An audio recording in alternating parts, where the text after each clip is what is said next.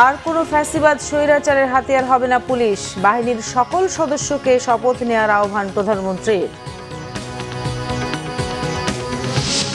প্রান্তিক মানুষের স্বার্থে মেগা প্রজেক্টের পরিবর্তে ফ্যামিলি ও কৃষক কার্ডের মতো সামাজিক কর্মসূচিগুলোকে প্রাধান্য দিচ্ছে সরকার, জানিয়েছেন অর্থমন্ত্রী।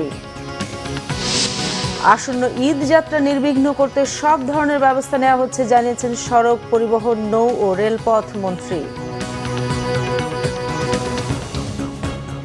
দেখছিলেন ক্রাউন সিমেন্ট সংবাদ শিরোনাম, এবার বিস্তারিত। বাংলাদেশে আর কোনো ফ্যাসিবাদী স্বৈরাচার যেন পুলিশ সদস্যদের দেশ এবং জনগণের স্বাধীনতার বিরুদ্ধে ব্যবহার করতে সক্ষম না হয়, নতুন করে সেই শপথ নেওয়ার আহ্বান জানিয়েছেন প্রধানমন্ত্রী তারেক রহমান। পুলিশ সপ্তাহ 2026-এর উদ্বোধন করে কথা বলেন তিনি। এছাড়া মুক্তিযুদ্ধে মেজর জিয়া ও পুলিশের মরণপথ প্রতিরোধের বীরত্ব তুলে ধরেন প্রধানমন্ত্রী। বিস্তারিত জানাচ্ছেন জিয়া খান। রাজধানীর রাজারবাগ পুলিশ লাইন্সের রবিবার সকাল 9টায় পুলিশ সপ্তাহ 2026-এর উদ্বোধন করেন প্রধানমন্ত্রী তারেক রহমান।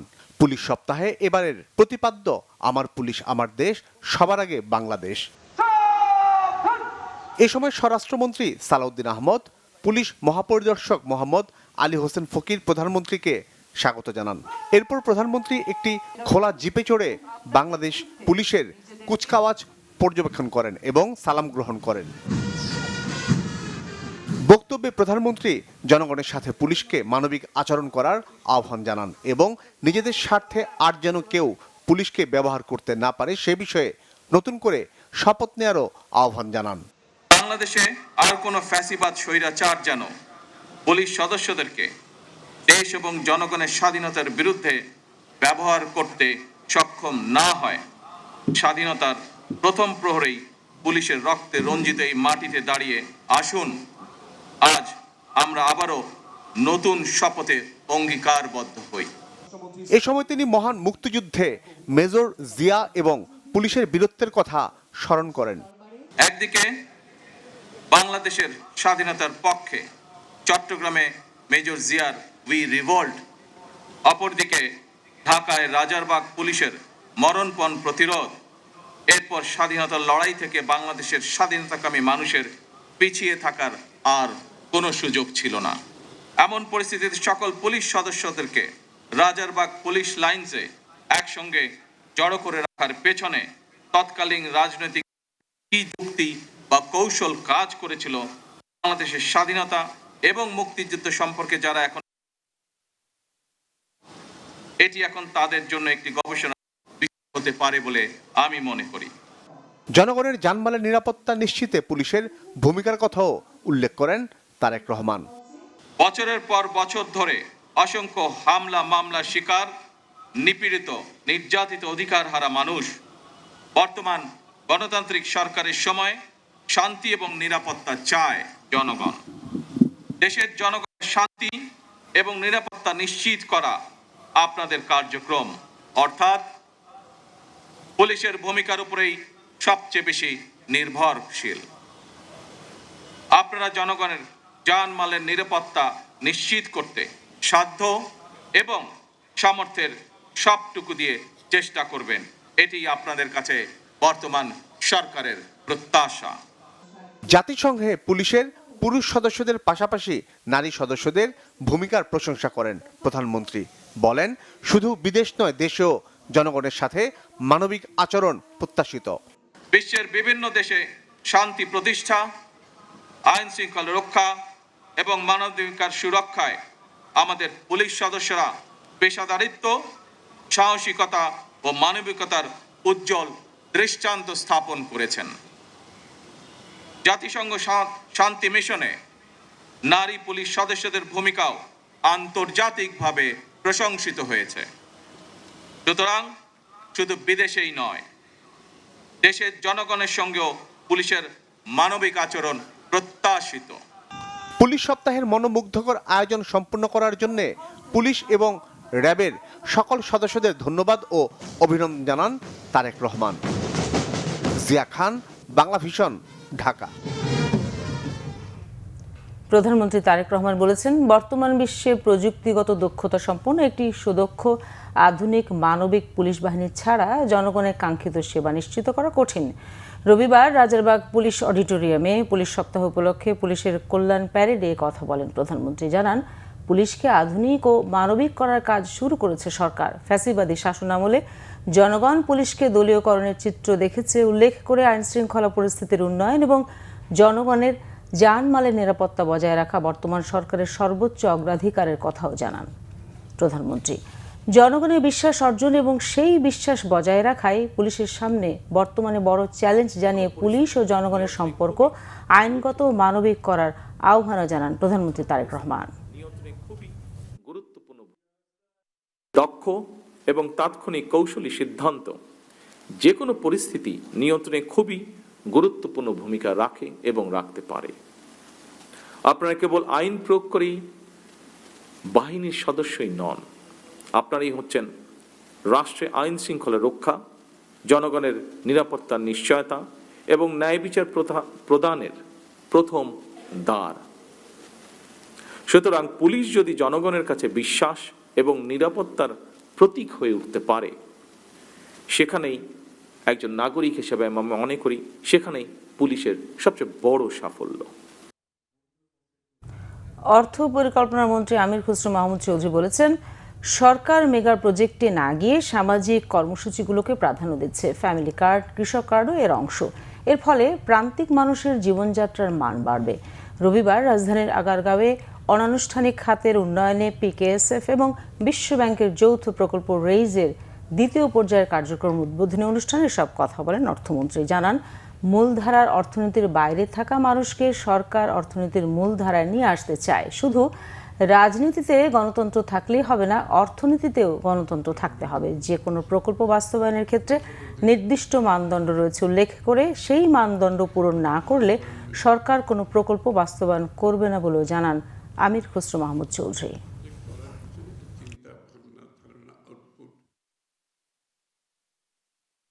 আমরা কোনো মেগা প্রজেক্ট, কোনো বিশাল বিশাল কর্মকাণ্ডে যাচ্ছি না, আমরা কিন্তু সোশ্যাল প্রোগ্রামে যাচ্ছি। আমরা কিন্তু এই যে বিগত দিনের বিভিন্ন কি বলবো অলিগার্কিক এবং পৃষ্ঠপোষকতার অর্থনীতির কারণে সাধারণ মানুষ দেশের অর্থনীতিতে অংশগ্রহণ থেকে বাইরে থেকে গেছে। যেই স্বপ্ন আমরা দেখছি যে বাংলাদেশের স্টোরি বিশ্বে নিয়ে যেতে পারবো, সেটা সবাই মিলে করতে হবে। কোনো রাজনৈতিক দলের বিষয় না, সরকারের বিষয় না। এটা হচ্ছে ডেমোক্রেসি যেরকম participatory, economy has to be participatory. সকলকে ইনভলভ করতে হবে, সকলকে এটার সুফল পেতে হবে। আসন্ন ঈদ যাত্রা নির্বিঘ্ন করতে সব ধরনের ব্যবস্থা নেওয়া হচ্ছে বলে জানিয়েছেন সড়ক পরিবহন, নৌ ও রেলপথ মন্ত্রী শেখ রবিউল আলম। নৌ নিরাপত্তা সপ্তাহ 2026 উপলক্ষে রবিবার রাজধানীর স্কার্টনের লেডিস ক্লাবে আয়োজিত অনুষ্ঠানে কথা বলেন তিনি। এ সময় মন্ত্রী নৌ খাতকে এগিয়ে নিতে সংশ্লিষ্ট সকল স্তরের কর্মকর্তা কর্মচারীর মেধা, ধৈর্য ও ত্যাগকে কাজে লাগানোর বিকল্প নেই বলেও জানান শেখ রবিউল আলম। অনুষ্ঠানে নৌ পরিবহন প্রতিমন্ত্রী রাজীব আহসান বলেন, সচেতনতা ও দায়িত্বশীলতার মাধ্যমে নৌপথের দুর্ঘটনা শূন্যে নামিয়ে আনা সম্ভব। ঈদ সামনে রেখে অনুমোদন ও ফিটনেসবিহীন নৌযান চলাচল বন্ধ করতে নৌ পুলিশকে নির্দেশনা দেন তিনি। চলতি বছর বোরো ধানে বেশ ভালো ফলন হয়েছিল মৌলভীবাজারে মনুর প্রকল্পের কাওয়াদিঘি হাওরে, কিন্তু টানা কয়েকদিনের বৃষ্টি আর পাহাড়ি ঢলে তলিয়ে যায় পাকা ও আধা পাকা ধান।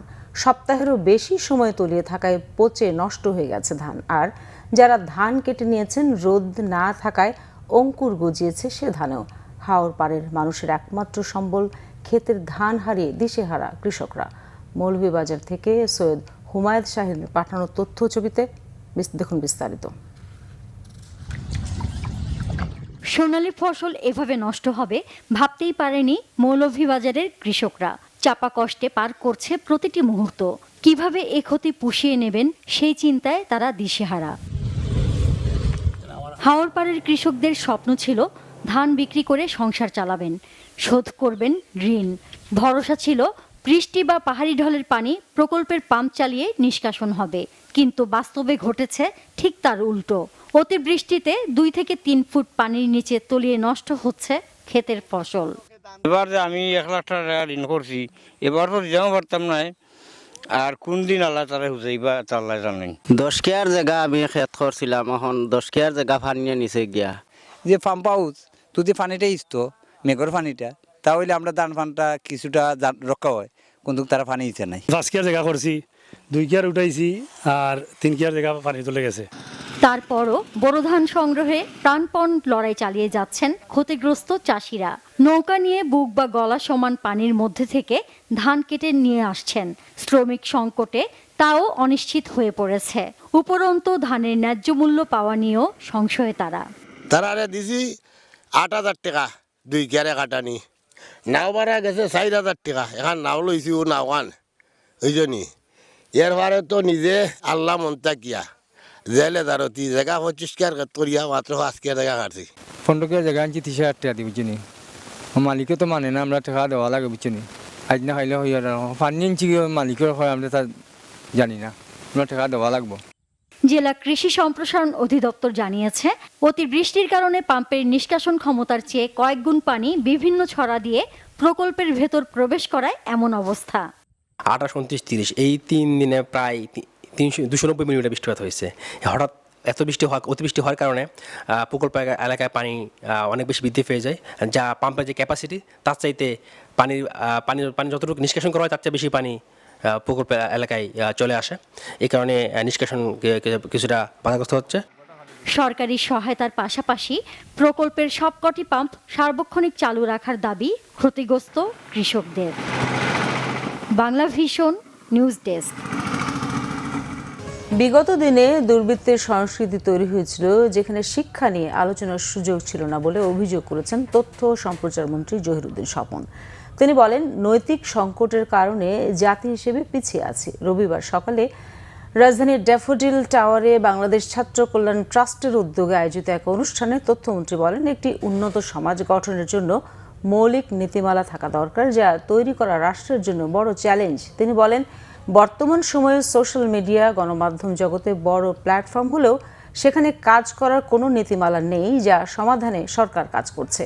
প্রধানমন্ত্রী শিক্ষণীয় কন্টেন্ট গণমাধ্যমে প্রচারের তাগিদ দিয়েছেন বলেও জানান তিনি। অনুষ্ঠানে প্রবাসী কল্যাণ প্রতিমন্ত্রী নুরুল হক বলেছেন, জনগণের মানসিক অবস্থার পরিবর্তন না হলে দেশ এগিয়ে যেতে পারে না। জুলাই গণঅভ্যুত্থানের পর যে পরিবর্তনের আশা করা হয়েছিল তা হয়নি।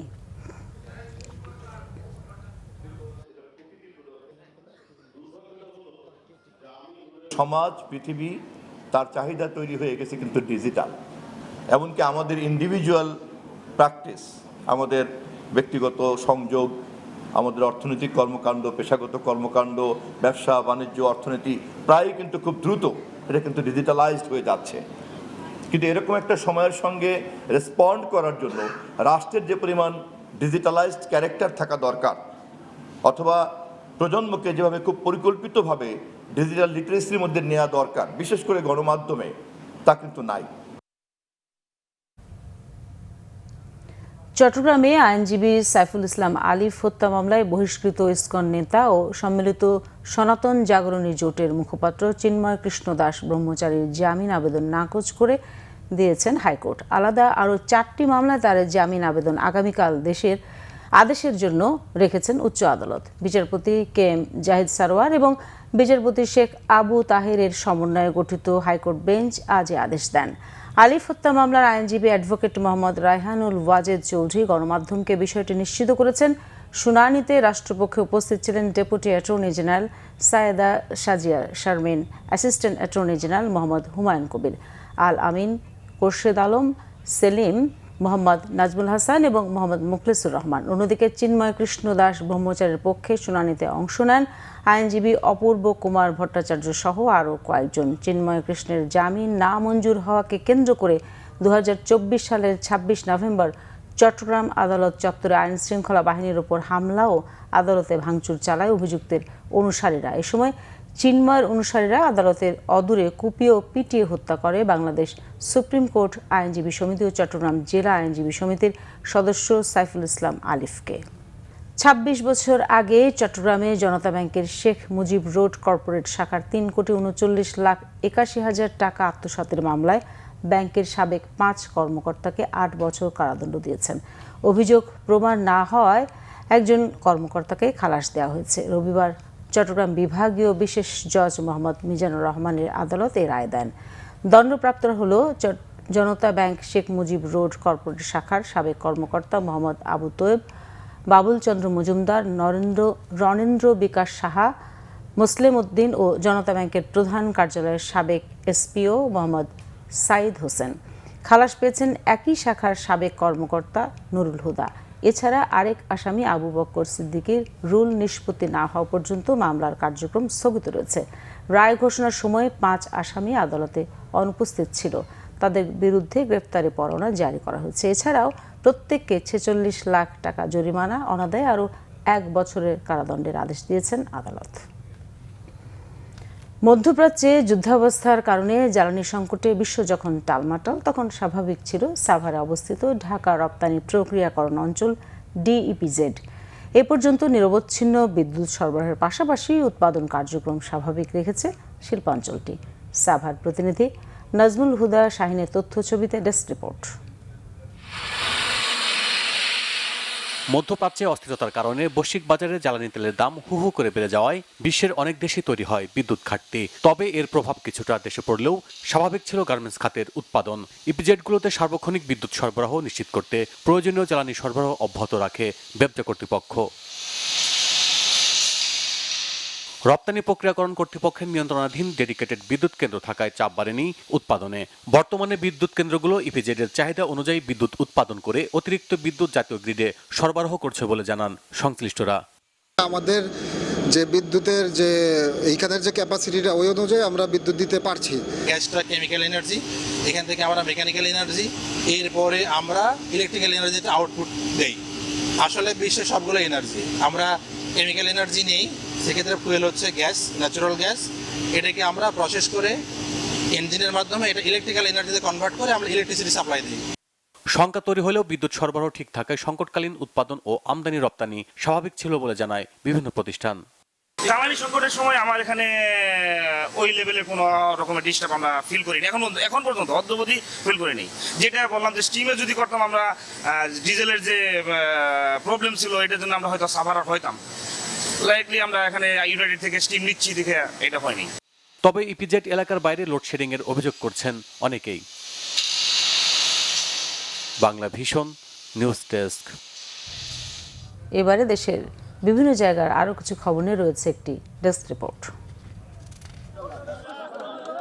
কুড়িগ্রামে খাল খনন কর্মসূচির উদ্বোধন করেছেন দুর্যোগ ব্যবস্থাপনা ও ত্রাণ মন্ত্রণালয়ের মন্ত্রী আসাদুল হাবিব দুলু। জেলা সদরের হলখানা ইউনিয়নের দাসেরহাট ছড়া থেকে এসিলেন সংযোগ খাল পুনঃখনন কাজের উদ্বোধন করেন। এ সময় তার সাথে ছিলেন জেলা প্রশাসক অন্নপূর্ণা দেবনাথ, জেলা পরিষদের প্রশাসক ও জেলা বিএনপির সদস্য সচিব আলহাজ সোহেল হোসনান কাইকোবাদ, জেলা বিএনপির আহ্বায়ক মোস্তাফিজুর রহমান মোস্তফা সহ অন্যরা।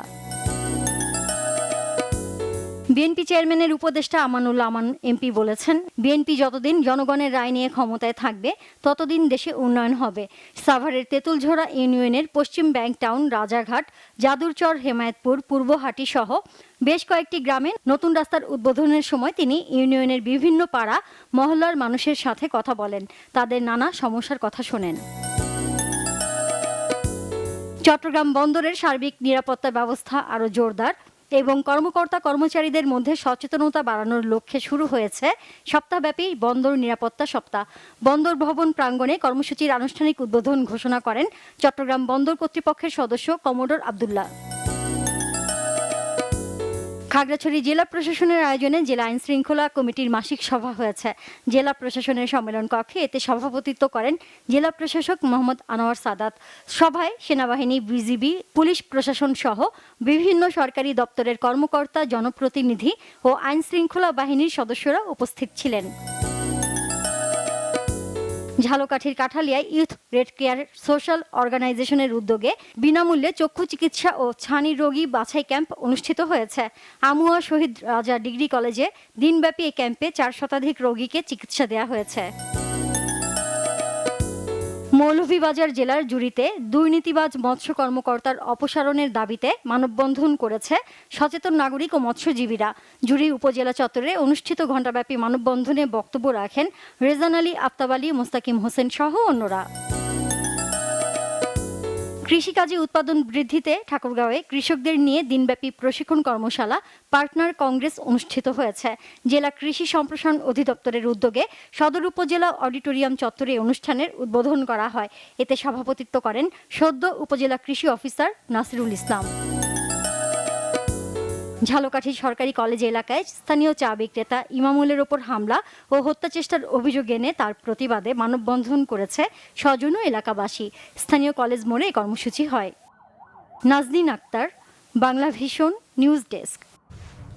সংবাদ শেষ করব ক্রাউন সিমেন্ট শিরোনামগুলো আরেকবার জানিয়ে। আর কোনো ফ্যাসিবাদ স্বৈরাচারের হাতিয়ার হবে না পুলিশ, বাহিনীর সকল সদস্যকে শপথ নেওয়ার আহ্বান প্রধানমন্ত্রীর। প্রান্তিক মানুষের স্বার্থে মেগা প্রজেক্টের পরিবর্তে ফ্যামিলি ও কৃষক কার্ডের মতো সামাজিক কর্মসূচিগুলোকে প্রাধান্য দিচ্ছে সরকার, জানিয়েছেন অর্থমন্ত্রী।